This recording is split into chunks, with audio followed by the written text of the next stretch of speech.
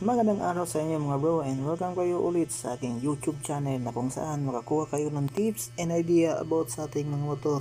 At syempre kung bago ka lang sa aking channel, huwag kalimutan mag-subscribe at i-hit ang notification bell para lagi kayong updated sa ating mga videos na i-upload natin. So may pupulid tayo ngayon, Honda Wave 110. Yung harapan niya is parang Ironman, yung sa baba ng headlight yung cover parang Ironman. So yun, kailangan natin i-drain yung oil kasi babaklasin natin yung stator kasi yung stator niya nakalubog sa oil. So yun, binabaklas ko na, pinapass forward ko na para madali na lang na. So ituturo ko sa inyo kung paano mag floated ng negative ng stator para compatible sa full wave regulator natin. So sinek ko sa test light, naka-body ground yung white wire, iilaw siya pag naka-body ground. Tapos yung yellow wire, naka-body ground, iilaw din siya. So ibig sabihin naka-half-wave pa siya. So hindi pa floated yung ground niya. So ito yung ground, may connection pa siya dito sa yellow wire. Yan. Tapos ito naman yung white wire, may connection pa siya. Tapos pag tinanggal natin ito, yung magnetic coil na magnetic coil na ground na naka-body ground, puputulin natin to kasi para floated yung ground ng stator coil para compatible siya sa full wave regulator natin. So ito yung light coil, yung white wire nagsusupply sa headlight at tail light. Yung itong white hindi natin to papakialaman kasi yan yung charging ng stator niya. So ang tatanggalin na natin dito is itong isang magnetic coil na body ground at saka itong yellow wire. Papagapang tayo ng wire tapos pagsasamahin natin sila.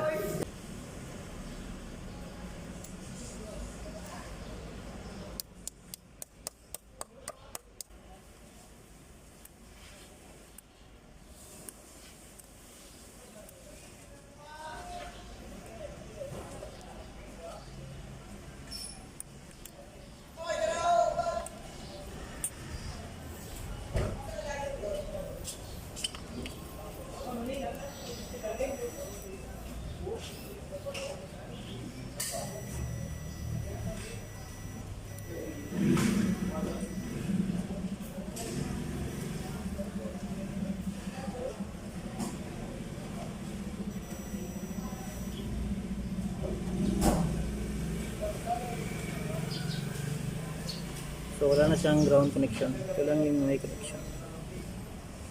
Wala na siyang ground connection ng white wire at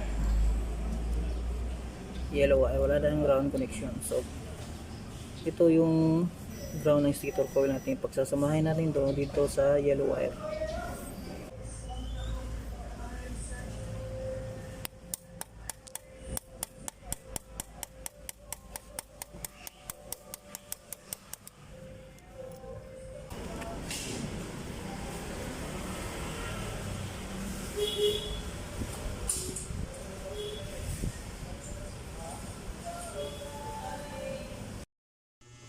Nakikita nyo yung isang magnetic coil na galing body ground. Bago nyo dugtungan ng wire, kaskasin nyo muna ng hanggang makita yung pinakatanso ng magnetic coil, no, para maganda yung connection niya papuntang yellow wire.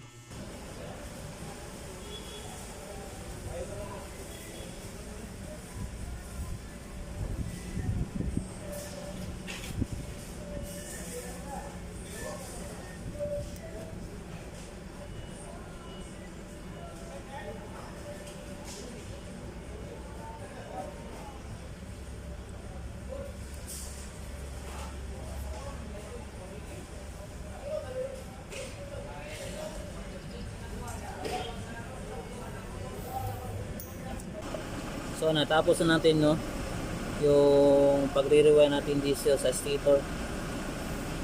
So recap ko lang, ito yung ground ng stator, dito dyan nakakabit. Yan, tinanggal ko, tapos hininan ko, dinugtungan ko ng wire na 16 gauge. Tapos pinutol ko rin yung yellow wire dito tinanggal ko. Ang karugtong nito ng stator na ground na naka-ground dito, dinugtong ko sa yellow wire. Tinanggal ko yung yellow wire, tapos itong dalawa magkarugtong na sila.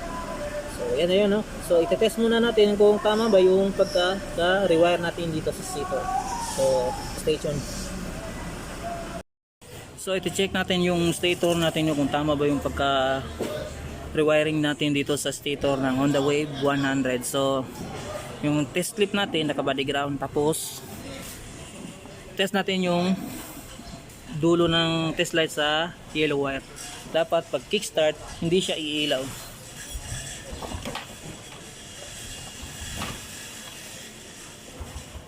So hindi siya umiilaw, no? So try naman natin doon sa white wire. Ito yung white wire. Yan.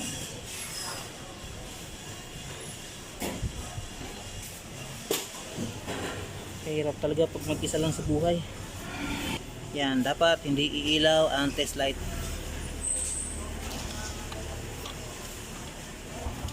Yan.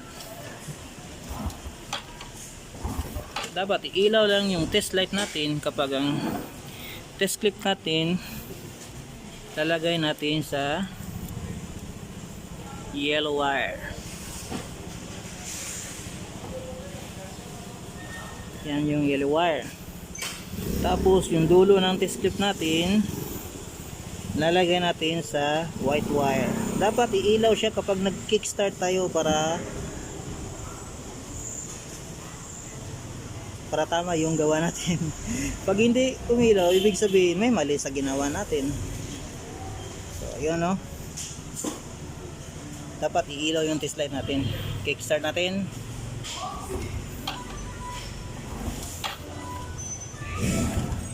Yun, umilaw. So ibig sabihin good yung pagkaka-rewire natin sa stator. Isa pa. Yun. So good yung pagkaka-rewire natin. So ito lang yung ginawa natin, no? Yan. Yan. Ito yung yellow wire. Yung yellow wire yan, dito yan. Teka lang. Yung yellow na wire na yan, dito yan galing. Tinanggal ko, tapos dinugtungan ko ng wire. Tapos yung isang magnetic coil, dyan yan, naka-body ground yan. Pinutol ko, tapos nilagyan ko ng wire. Tapos itong dalawang to, yung isang magnetic coil na body ground at saka yellow wire, idudugtong natin, i-connect natin sila. Magdudugtong lang tayo ng wire para abot doon sa kabila. So yun lang yung ginawalaw natin sa stator ng Honda Wave. So isasalpa ko na to, tapos i-rewire ko na yung full wave na liwa na regulator rectifier.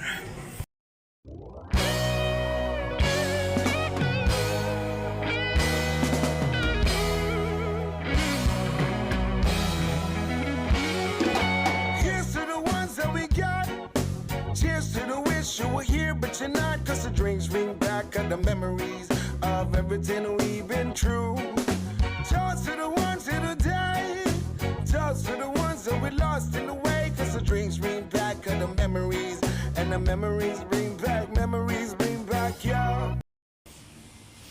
So natapos na natin yung ano, no, yung papapulib ng Honda Wave 110.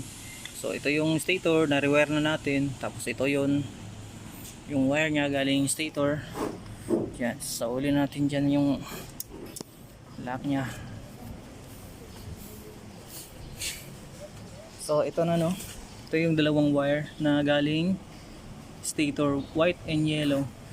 So nagpagapang lang ako ng dalawang wire, 18 gauge. Tapos yung white wire to white wire, yellow wire is yellow wire. Liwa po tong regulator natin, no? So yung black wire nakatap sa ACC wire, which is red na may stripe na black. Yan, red na may stripe na black. Tapos yung ground nya connect sa green wire ng stock socket regulator.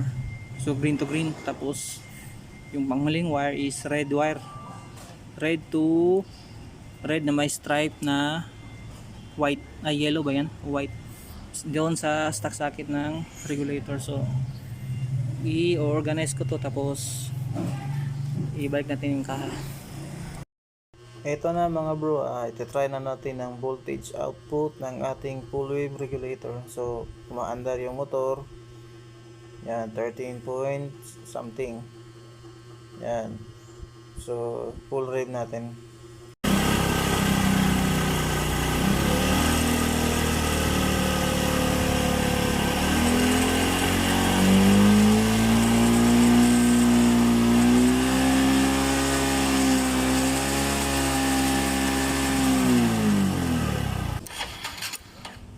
Oops. Kaya man. Kaya na push start.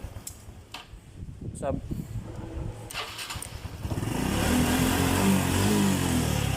goods na boss. Okay na. So, ito na no. Ano na natin yung cable. Ha? Yun no, natapos na natin na trabahuin yung motor ni boss. Wala dito si boss, may nilalakad kasi home service ito eh. Tapos dito tayo sa kanilang tinatrabahuan. So dito lang ako nag full wave, tapos nakisaksak lang rin ako sa kanilang outlet. Yun, bago ko iwan yung motor, make sure na gumagana talaga yung ating pinagagawa natin dito sa motor na to.